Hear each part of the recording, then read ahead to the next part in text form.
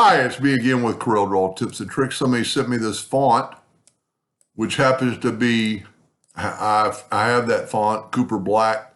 I love the font, but the customer doesn't like the O having the slant. So I did it, and I'm going to show her how to do it.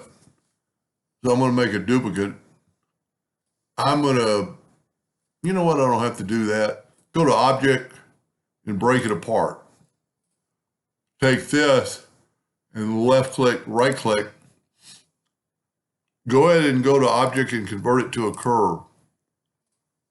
Take your Smart Fill tool. We'll use blue, and we're going to fill that in. Nudge it out of the way. And because it's a curve now, we can cut that line away.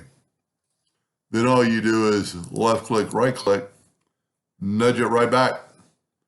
And now all we have to do is kind of figure out how to make it even. Don't want to do that.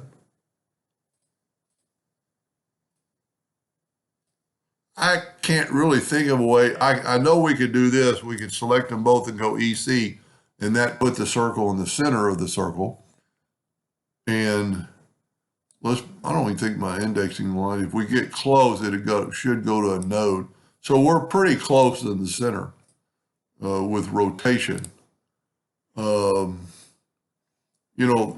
to right would be easy, but I think it's just the rotation that's going to be a little bit of a problem. And you can see we're a little bit off center.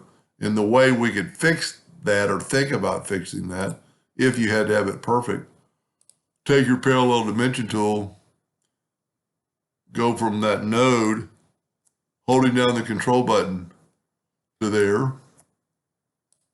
and we have 1.92. Go from that node, holding down the control button. We got 1.92, so it's exactly in the center, because that was what the CE did. The C centered it vertically and horizontal. It just doesn't look